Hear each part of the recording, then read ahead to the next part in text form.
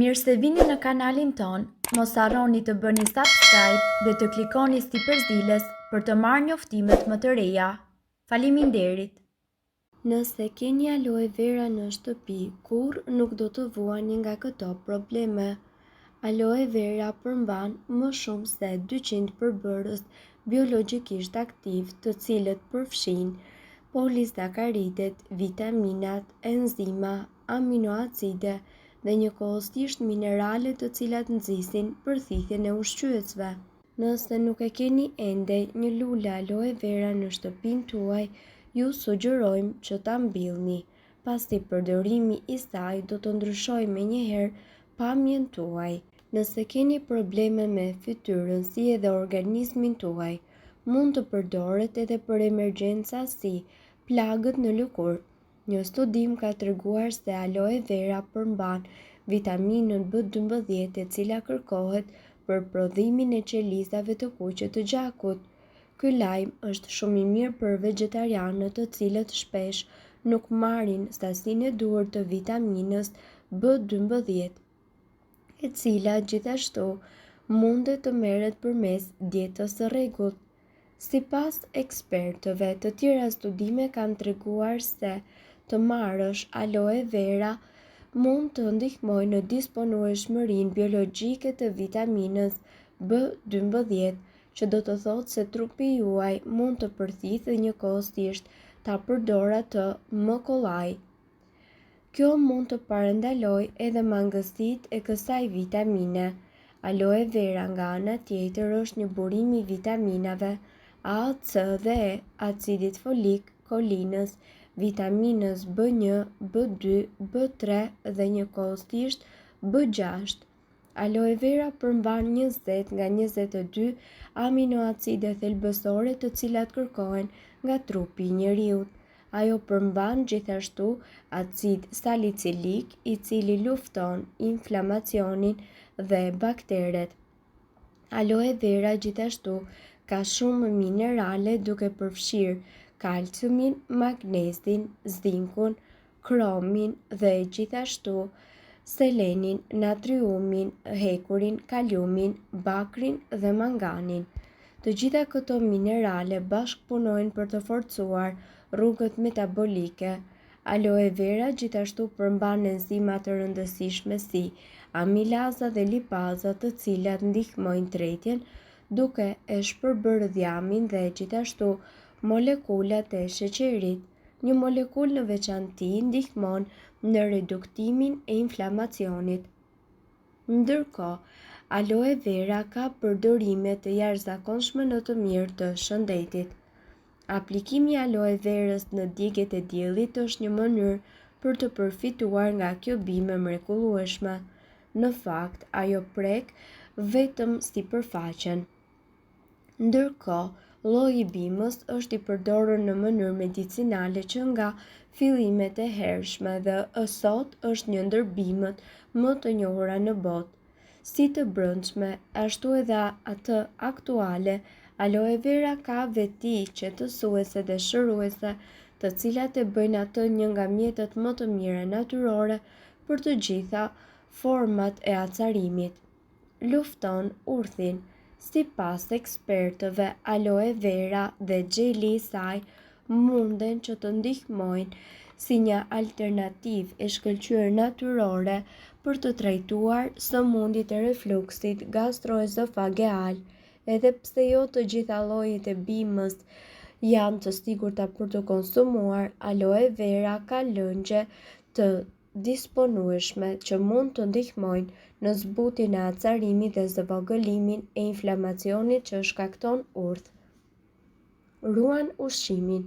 Ju bëni çmos për të bler perime organike, por fakti i çështjes është se ato kanë shumë të ngjarë që të shkojnë keq më shpejt se sa alternativat e rritura kimikisht.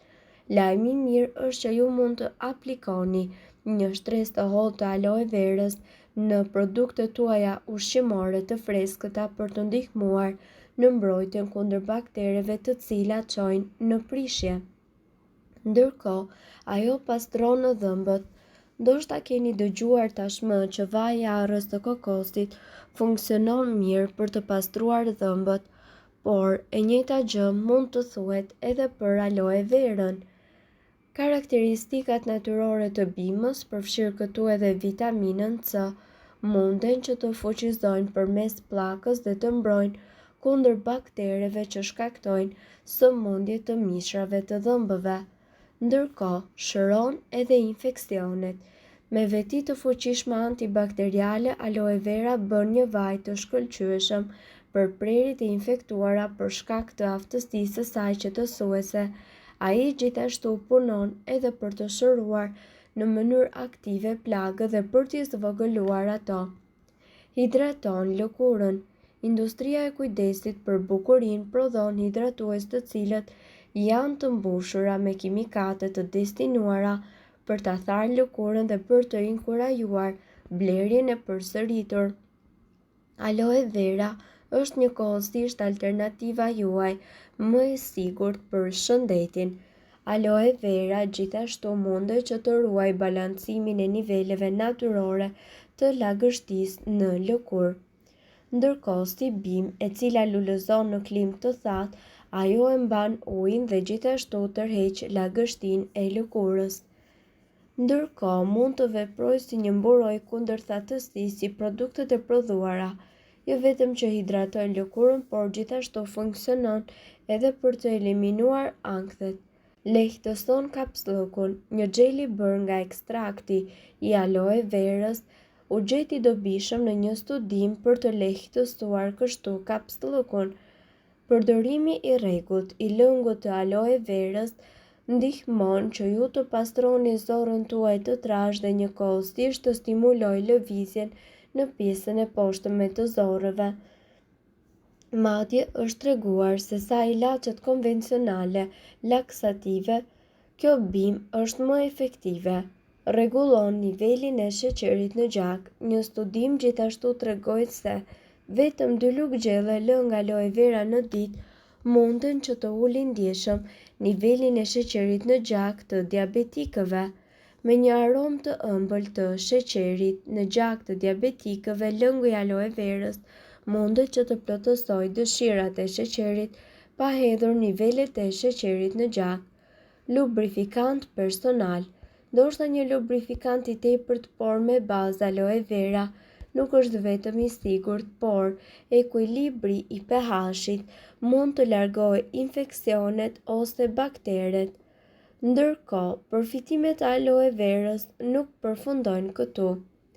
Aloe vera ka vlera të jashtëzakonshme fal xhelit të saj, por gjithashtu ekzistojnë disa raste në të cilat duhet shmangur. Sipas ekspertëve, aloe vera dhe kremi i saj janë të mirë, ndërsa nëse ndryshon puna dhe merr një aloe verën nga goja, ajo mund të kundërveprojë me disa ilaçe, sidomos me diuretikët, holluesit e gjakut, ilaçe të caktuara për zemrën, ilaç për diabetin e të tjerë, dhe mos harroni se aloe vera është një shtojcë dietike, jo një ilaç. Kjo do të thotë se është e vështirë të dirë saktësisht se çfarë ka në çdo produkt aloe vera. Tregojeni mjekut tuaj për të gjitha suplementet dhe medikamentet, duke përfshirë kështu edhe aloe verën. Mirë po duhet të dini, informacionet në këtë video kanë për qëllim të plotësojnë dhe të mos zëvendësojnë këshillat e mjekut tuaj dhe nuk kanë për qëllim të mbulojnë të gjitha përdorimet e mundshme, masat paraprake, ndërveprimet ose efektet negative. Informacionet në këtë video mund të mos i përshtaten rrethanave tuaja shëndetësore, prandaj para përdorimit konsultohuni me mjekun tuaj. Nëse doni të dëgjoni video tona që ne postojmë çdo ditë, kliko subscribe. Ju ftojmë gjithashtu të bëni like në video tona nëse i keni dëgjuar dhe pëlqyer ato. Faleminderit që e pat videon ton. Shpërndajeni këtë video në profilin tuaj në mënyrë që të informohen edhe shokët tuaj. Faleminderit.